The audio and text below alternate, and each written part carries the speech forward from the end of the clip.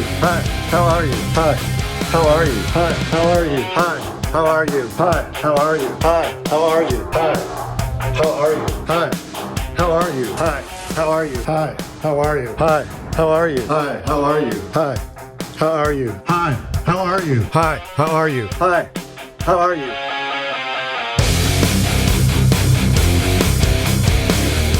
Hi, how are you? This is a follow-up video to one that I had produced a while back. It's regarding a study that was conducted in 2018. The study was done to provide an estimate of the approximate total number of illegal aliens present in the United States at the time. The study was conducted by Mohammed Fazel-Zarandi and others at MIT, which is basically in Boston or very close to it. It's up in massive Two Tits.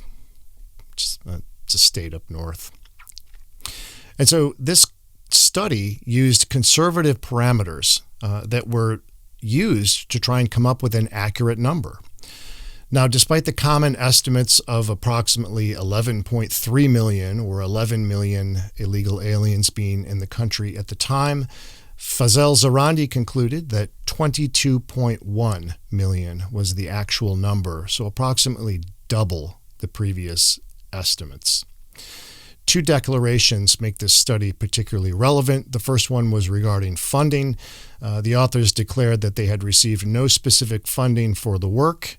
And two, the authors declared there were no competing interests, which means they simply disclosed that there was no influence from perhaps financial relationships with outside third parties, no influence from any university administrators or competitive colleagues or anything like that. So in 2018, the United States population was approximately 332 million people. So if we take the Fazel-Zarandi estimate of 22.1 million illegal aliens, we get 6.65% of the population here illegally. To put that into perspective, that's about 1 in 15 people.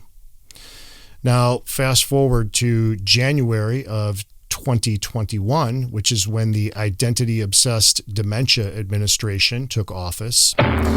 They have since then ushered in approximately 250,000 illegal aliens per month, thanks in large part to Homeland Security Director Alejandro Mayorkas. So in 2023 today, the approximate United States population is about 340 million people. So we add 7 million additional illegal aliens to the Fazel-Zarandi number, and that gives us 29.1 million people in the country here illegally.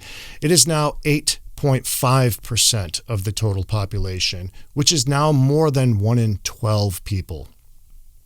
Fast forward to 2025, January, when the identity-obsessed dementia administration will mercifully and almost assuredly be leaving office. The United States population is projected to become about 343 million people. So if we take 250,000 people per month times 48 months and add that to the Fazel-Zarandi number, that gives us an additional 12 million people, or a total of 34.1 million illegal aliens in the country. That's a full 10% of everyone in the United States. That's 1 in 10 people here illegally. So this administration is going to take us in just 4 short years from 22.1 million illegal aliens in the country to 34.1 million illegal aliens in the country. That's a net increase of 54% in just 4 years. Now let's take a look at a couple other numbers. Right now, there are approximately 4.7 million people worldwide who are currently in line waiting legally to immigrate to the United States. Of those 4.7 million, approximately 3.9 million are considered family preferences, so they have relatives here who want to bring them over, and they're patiently waiting for their visa.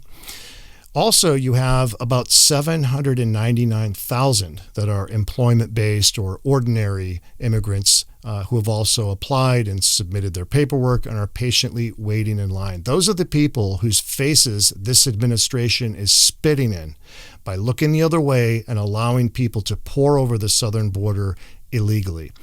But that's not the only thing pouring over the southern border, because the last year that we have solid statistics for right now is 2021 for annual drug overdoses in the United States. And in 2021, that number was approximately 106,000 people. Of that 106,000 people, approximately 70,600 of those were from fentanyl poisoning. That means they thought they had received a different substance. It turned out to be fentanyl and it caused an overdose, or perhaps they had a reaction to it and died not knowing what was in the substance that they had purchased. So 70,601 is the actual number on the statistics. That means 193 people every single day died from fentanyl poisoning. 193 people. In addition to that, you have 17 veteran suicides every single day. So add those two numbers together, 193 people dying from fentanyl poisoning every day, 17 veteran suicides every day, and you get 210 people per day. Now, on September 11th, 2001, there were approximately 3,000 Americans killed in those attacks. That means that right now, and since this administration has taken office, we are experiencing in this country a September 11th approximately every 2 weeks.